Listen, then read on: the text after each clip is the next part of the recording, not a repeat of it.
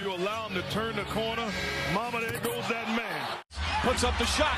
It's good. Kyrie Irving. Hey everyone, Hooper Manny here. Welcome back to another episode of the First Pick Podcast, video format edition in collaboration with Hooper, a brand new innovative basketball app that promotes community through just finding anywhere to hoop.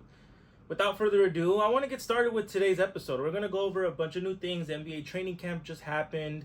A bunch of new quotes, player quotes. Our players going to be doing this, etc. We also got some WNBA news. And we finally got the finalized trade of the Karl-Anthony Towns, Julius Randle swap. We got all the details here. We're going to dive right into it.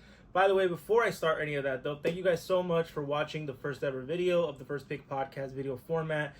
Thank you for showing us love on TikTok, Instagram, YouTube, everywhere that we post our content. Thank you guys so much for clicking play. It really means a lot to me. It means a lot to Hooper, so thank you guys so much. But without further ado, let's get this episode started. So, the New York Knicks and the Timberwolves just completed the Karl-Anthony Towns trade. For those of you who saw the first video, I got the live reaction of what happened. In all madness, it was actually like insane what happened. And I'm going to be looking at my computer here because this is where I get all my information and I give it over to you guys. But the New York Knicks, with some cap flexibility in an era where it kind of feels like NBA trades are like really hard to come by, the Knicks were able to this summer add Mikal Bridges and Karl-Anthony Towns to this roster, which for just coming off a really deep playoff run, really, really good. Now, I have the full trade right here. According to NBA.com, we got the Knicks received Karl-Anthony Towns, and they received the draft rights to James Nagy, which we'll get back to that, from the Hornets. The Hornets were the third team involved. The Timberwolves received Julius Randle, Dante DiVincenzo, Keita Bates-Diop, and a future first-round pick from the Knicks via the Pistons, top 12 protected. And the Charlotte Hornets received Charlie Brown, Daquan Jeffries, Duane Washington Jr., 2 future seconds, a 2025 second from the Timberwolves, and cash considerations. Now, a lot of you are probably going to hear what the Hornets got and be like, what did I just read? Now, the Hornets essentially were brought into this trade because of the new CBA agreement. Money is like really, really tight to come by. So players cannot, teams cannot trade with each other if they're above the first apron, and they can't take back more money than they send out. So it's really complicated, but to kind of, simplify it a little bit, what the Knicks did is they signed and traded multiple guys like Daquan, Charlie Brown, Duane Washington Jr., and essentially what they did is they gave them a little bit over the minimum. So another rule in this new CBA is that you cannot aggregate veteran minimum contracts together to stack them up to get someone else. So in the past, you can stack up 3 veteran minimums, which would equate to like 6 or 7 mil. You cannot do that in the new CBA now, but the Knicks kind of found the loophole here. So they essentially gave these guys who they're signing and trading to the Charlotte Hornets, they gave all these guys $1 over the veteran minimum, which if you think about it, that's like super insane. The fact that they didn't even think about that when they're like having these negotiations of the new CBA is just beyond insane to me. But, I mean, it made the trade work. So, if anything, the Knicks also won the draft rights to James Nagy, which, for those of you who don't remember, a couple years back during the draft process, James Nagy was a pretty decent center. Plays for FC Barcelona over there in the EuroLeague. He's really, really good, but, there's still a lot more that needs to happen in order for, him to make that transition to the U.S. and to play for the Knicks. But I mean, he didn't want to play for Charlotte. It's pretty clear. The fact that now he's going to play for New York, I mean, maybe that's enough to get him over here to the States. Saw a perfect tweet about it, though. Someone said, all because James Nagy's now in the trade, we're all of a sudden going to talk about him, which is what we're not going to do here at the First Pick Podcast. Let's talk about the Hornets, though. So they essentially just gave up the rights to James Nagy, and they got 3 future second-round picks and cash considerations. Full transparency, the players in this deal are more than likely going to get waived. Charlie Brown, Daquan Jeffries, Duane Washington Jr. can maybe make the lineup. They were more than likely doing this because they just felt like James Nagy was not going to make the transition to the States, and getting 3 future seconds is honestly not too bad. It's actually really, really good, so I don't know why you said that's not even that bad. But yeah, so essentially, a lot of the owners in the NBA are thinking that the Timberwolves came out as winners of this trade. I think it's a pretty even deal. I think if Randle can come into this situation with the Timberwolves and be himself, a lot of people think that Randle will be taking touches away from Ant, or Ant's going to be taking away touches from Randle. I think if they can learn how to coincide together, then the Timberwolves definitely won this trade because you're getting the same production of a Cat. Maybe not the shooting, but you get plug-and-play pieces. So Randall can definitely equivocate to the points and the rebounds that maybe Cat was getting, and Dante DiVincenzo, just the shooting mechanics and the shooting of his style of play, that's going to kind of make up for what you lost for in Cat. And he's a guard. He plays defense. He's playoff proven. I think this is a great trade for the Timberwolves, albeit Randall has to make it work. If Randall is clunky at the start, if he's like, I don't know if I want to really be here, that can change everything, right? When Randall was asked if he feels wanted in Minnesota in his presser today, he said, for me, being here is super important. You want to be somewhere where you're wanted. I feel wanted here. Ultimately, yeah, I do want to be here. Now, is this just the honeymoon stage of like any player getting traded to a new team? Probably. Players usually say the right things in the first media press conference. I'd be pretty shocked if a player went out there and said, getting traded for and then saying like, oh yeah, I don't want to be here. Like I kind of just got traded here. So I don't get fined. For those of you that know. But, you know, I just feel like it's too early to tell who's the winner of the thing. But if you look at talent-wise, the Knicks get a huge center, a huge upgrade at center. Guy that can plug in even at power forward to play alongside Mitchell Robinson, even though Mitchell Robinson is already kind of being on the trade block. But him being injured kind of really derails that whole like, oh, well, our team's going to be giving us actual value for Mitch Rob. You know what I mean?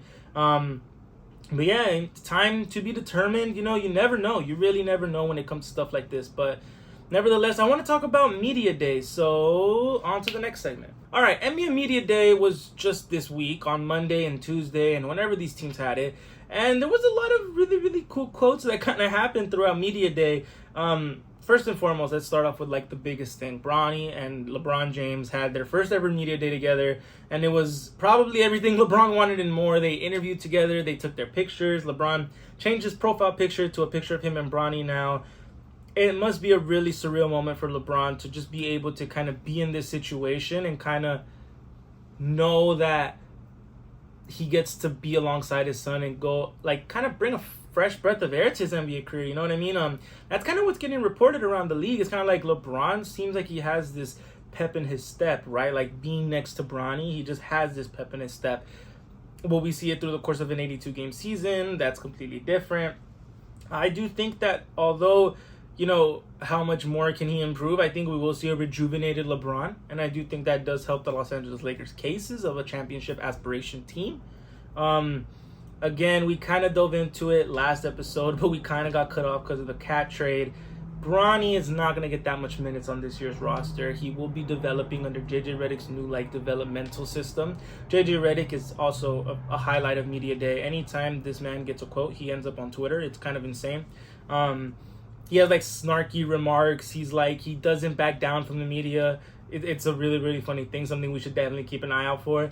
But he's going to develop Bronny, and he doesn't care how long it's going to take. As long as Bronny can translate to winning basketball, I think that'll be kind of his quota, right? If this can happen and he can provide winning basketball, then of course I'll play him. But in the meanwhile, we're going to develop him. Next, I want to hop over to the Brooklyn Nets. And a lot of you are going to think oh, Brooklyn Nets, why are we talking about them? It's actually pretty funny because the Brooklyn Nets are really confident in this year's roster, which is really, really surprising. They got guys that they know they're going to be traded at some point. You got guys like Cam Johnson and Dorian Finney-Smith on Media Day saying oh, we've been in contact with Sean Marks. We know what's happening, and all we ask for is for him to be reciprocative towards us, and et cetera, et cetera. To me, that's insane that's even being a topic of discussion. But I mean, to be fair, communication goes a long way, right? So if they're communicating, then by all means. But we got guys like Ben Simmons. They're asking him, is Ben Simmons going on a revenge for this year? He said, I think people forget me as a player when I'm healthy. I'm pretty good, right? Yeah, you are pretty good, but that means that you got to stay healthy. Ben Simmons in his prime year, which was his second or third year in the league, was 16, 8-8, all defensive team, couldn't shoot for nothing though. What does a bounce back Ben Simmons year look like? Probably around that same range. You're looking at 13 to 16 points per game, 8 assists, 8 boards. Can you develop some sort of a mid-range jumper? I mean, you knock him down in practice, right? There's videos of him shooting 25 threes in a row. Is that enough? Like, is the mid-range enough? Can you make a 3 a game? Can you attempt a 3 a game? This has always been the problem with Ben Simmons, though, just the over-promising, saying that he's healthy, saying that he's over his woes, his injury woes, and that he's going to come back stronger and better. The only difference why I'm shedding light to this is because he's a free agent after this year. If it's one thing I know, it's NBA players play good under 2 years. Either their third year in the league for the rookies or the second year guys, they take that third year leap, or number 2 when they're on a contract year. If you're on a contract year, you're basically playing for your spot for the NBA for the next 2 to 4 years. Ben Simmons, this is kind of his last shot to prove that he's an NBA player. The last 3 seasons, let me pull up his stats, he has not been producing at all since he got traded to Brooklyn. Last year in 2022-2023, he averaged 6.9 points per game in 42 games, down from his 2020 14 points per game. And in 2023, which was just last year, he averaged 6.1 points per game.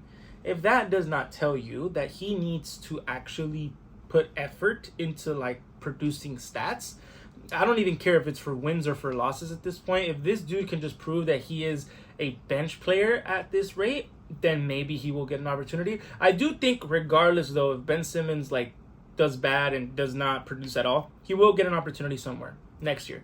Whether it be a non-guaranteed deal, a veteran minimum, a mid-level exception, like something of an, like he's not going to be getting that lucrative contract deal that he would get if he played good. Now, if he plays good, like I just said, he'll be getting, maybe more of a mid-level exception to like the low 20s, maybe high teens, like 18, 19 mil, to be like a bench point guard or even a starting point guard on a certain team. And then we got guys like Cam Thomas, who, albeit Cam Thomas, all the power to you, my boy. You're probably going to average a cool like 25 this year. Probably terrible efficiency, but you're going to be really, really good. Frank Oslo, which is probably a reporter for the Nets, he says, who's the guy that you feel, man, when this guy guards me, he's going to make it tougher for me to score? Is there one guy that sticks out? Cam Thomas. No, it's mainly just team defenses for me. So the answer is nobody? Yeah, it's nobody. So Cam Thomas again with probably going to have the ultimate green light. Dorian Finney-Smith. When I said earlier in this segment that like Dorian Finney, like there were players that were saying that the Brooklyn Nets are going to be really good this year, Dorian Finney-Smith was one of those players. He said Ben Simmons is healthy. We got Cam Johnson. We got Cam Thomas. Like in an ideal world, right? The Brooklyn Nets show progression but lose a lot of games. You traded for your first round pick back, and you traded a lot. You traded Mikal Bridges for that. You better tank for Cooper Flag, or I think someone said like wait for Flag, or I don't know what the saying is this year, but you got to go for a Cooper Flag. Consensus number 1 guy. If he goes to Brooklyn, I mean, the foundation you have already there alongside him is not too bad. But again, it's media day, right? Like guys are gonna say what they should be saying, which is like we want to win, we want to develop, we did so much throughout the regular season. We went into the offseason preparing, we want to do et cetera, et cetera. So they're all saying the right things, right? One guy that did not say that, though, is Jakob Poeltl from the Toronto Raptors. He kept it super 100 with everyone. He said, I think we all know we're not going to go and attack the championship this year. It makes no sense for us to try and win every game as much as we can and sacrifice development. Is anyone upset at that? I mean, like, he's not saying anything that's wrong. I mean, it's media day, right? So imagine like walking in and you're like, oh yeah, we're just going to plan on losing every game. We're not really going to try. The Raptors are exactly where I think they are. They're rebuilding. They want to get the right pieces around Scotty Barnes because you just signed him up to this really long max contract. If you don't sign him to a really big deal and you like don't show any improvements, then you can risk the like losing him. You signed it quickly to like a really, really, really big deal. RJ was already on that big deal. So you got 3 guys in pretty big deals. And that's the thing with me, right? Like you have these players making all-star level money or like pretty, really good money. Your payroll's probably pretty expensive and you're going to win less than 30 games. That's exactly where the Toronto Raptors are. Jakob Poeltl, full transparency, I think he is just being honest. Like he's not saying anything that's wrong, but he's also not saying anything right. I think as a vet, you should go in and say, we want to develop the players. We want to help them reach their full potential. You coming in here saying, like, I don't really care if we win. We're not going to try to win. It's just showing your cards too early. You know what I mean? And I feel like that can hinder some young guys, because some young guys are going to read that and they're going to be like, oh, well, if our starting center doesn't care, why should I care? You know what I mean? Like, there's no point in us caring. Also reported on Media Day, LaMelo Ball is confirming that he's wearing ankle braces. Now, for those of you who are like, why is this even a thing? Why am I talking about this? LaMelo Ball has had some terrible injury luck in the past. He has not been able to play like more than a certain amount of games. Let me get his amount of games that he's played every season. But like, he has not been healthy. First rookie year, 51 games. His second year, 75 games, which was pretty good. Third year, 36. Last year, 22. But the talent on paper is like, he's a big guard. He's 6'7". He assists. He rebounds. He shoots. He gets steals. He's just never healthy. The reason why we're putting this is because he is going to be wearing ankle braces for the first time in his career to hopefully prevent issues. For those of you who don't know, Steph Curry went through a very similar situation. Wore no like sleeves at all, no protectiveness for his ankles, and Curry's ankles were really, really bad. He could not stay healthy for like a really long stretch of games. Started wearing ankle braces, and all of a sudden Curry became like more stable, let him develop more, let him play longer reps, and now he's probably the greatest, if not one of the greatest point guards of all time. Am I going to say that's what's going to happen to LaMelo? He's going to play 82 games and Charlotte's all of a sudden an MVP and championship aspiration team? Probably not. They're still a ways away from there, but they have the pieces. Him, Brandon Miller. I'm really confident in Mark Williams, even though he is out for some of the preseason and maybe into the regular season. They have a solid foundation. I like the rookie they just drafted, T. Salon.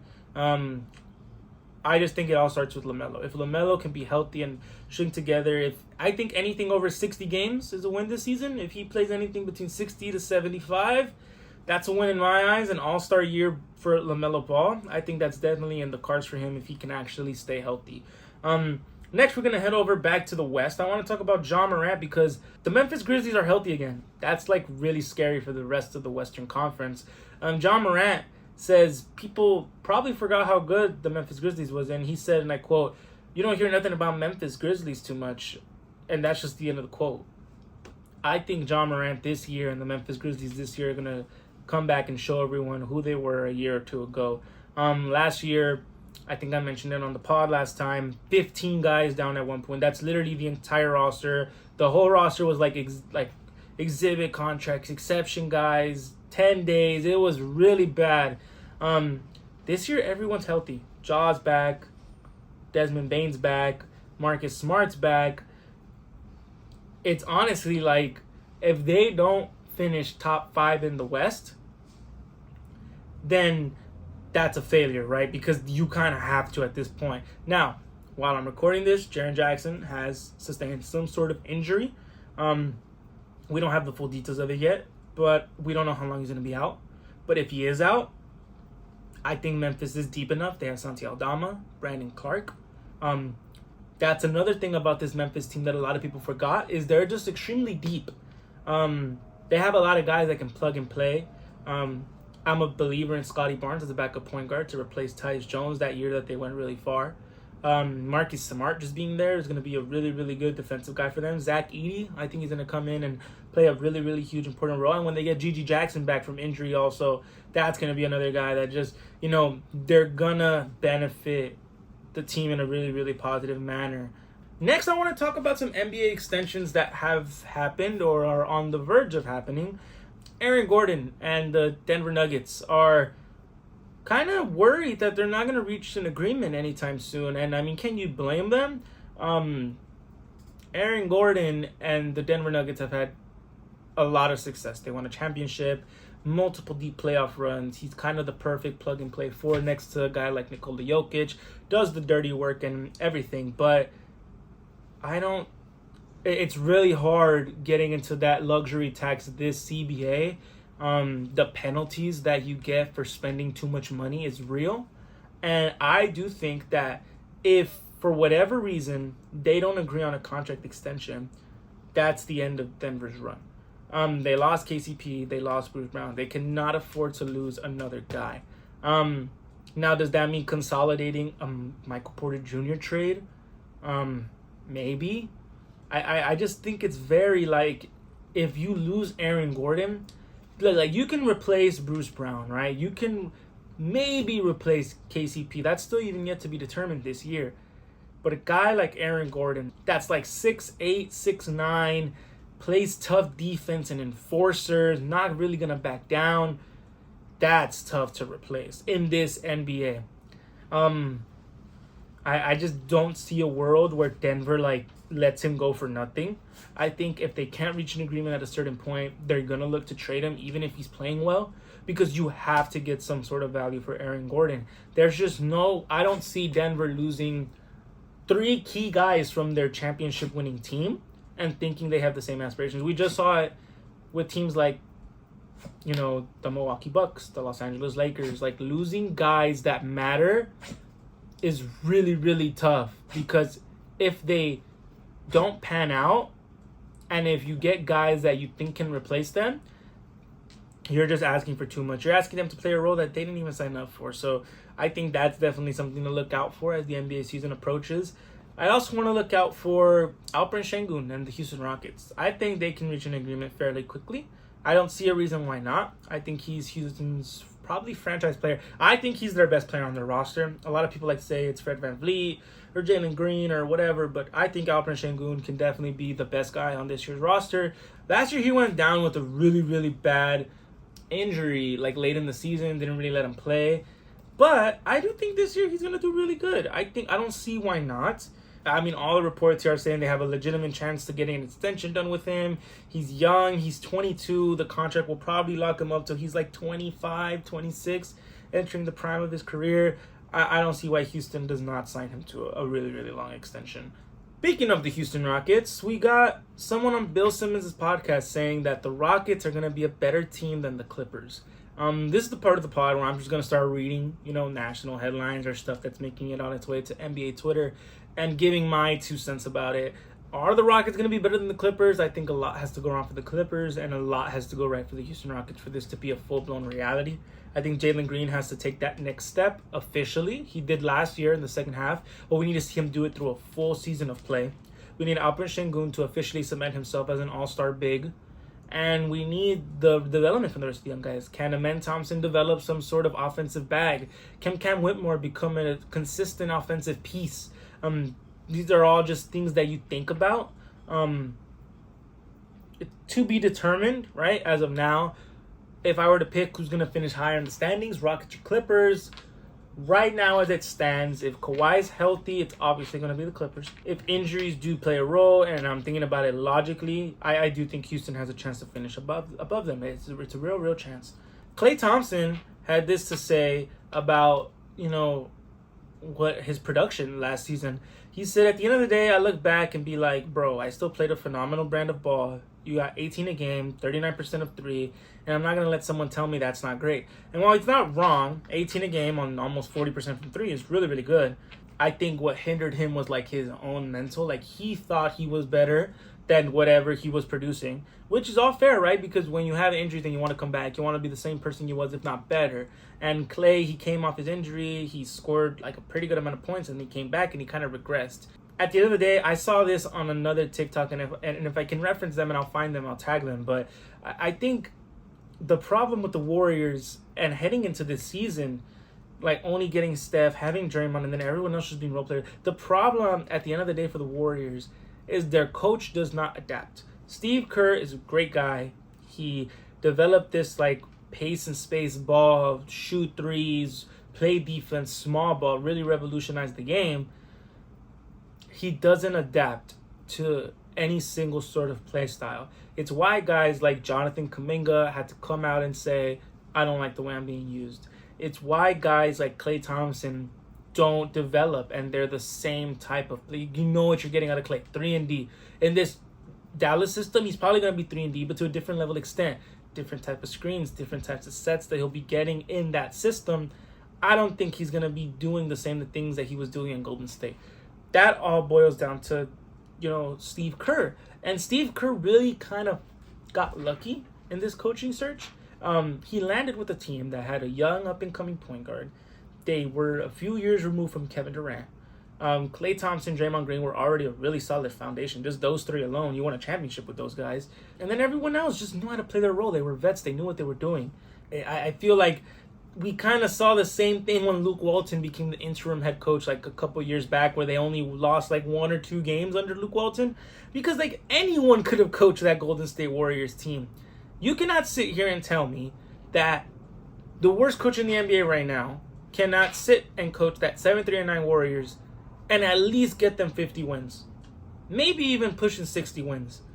That team was insanely constructed well to the point where there was no point in like coaching, because they could be down in the third quarter and then they just start shooting and they would win the game. And this is not a knock on Steve Kerr, because Steve Kerr's a great coach. He answers correctly. He's a great guy. I just think like if he was able to kind of switch around how he does things, I think that would benefit the Warriors a lot more. And I can't even knock it because they won a championship with like after the dynasty, right? Like they won a championship with 6'2" Gary Payton at power forward. But again, it's like, why is a 6'2" Gary Payton playing power forward? Yes, I understand his skill set is of a big, right? Is of a forward. He rebounds, he plays close to the basket. But like, that's why he's injured all the time, because he's jumping next to these like bigger guys. Like he's jumping against 7-footers, 6'10" guys, throwing elbows. Like, of course he's gonna get hurt. It just makes sense. Guys like Jordan Poole, like the reason it didn't work was because he was taking shots from Curry, but because that was the only sets he was getting. Like he was getting the same sets that a Curry or a Klay was. So when he wasn't hitting, he looked really bad, because then you're like, why is he running sets for this guy, thinking that he's this amazing shooter? It's just a bunch of different stuff that, you know, comes into play. Now, this segment might seem all over the place, but that is the point, right? We're essentially scrolling through NBA Twitter, thinking of like different stuff that NBA players are saying. And that about wraps up everything that's going on in this week's episode of the First Pick Podcast. It's been Hooper Manny here. Thank you guys so much for clicking on this video. Make sure to follow us on socials at the First Pick Pod, at Hooper on TikTok, Instagram, YouTube. Just hit us with a follow. Please subscribe, share it with a friend. We really do appreciate everything that you guys do for our community. Thank you guys so much. Anyways, this has been Hooper Manny. See you guys next week. Peace. You allow him to turn the corner. Mama, there goes that man. Puts up the shot. It's good.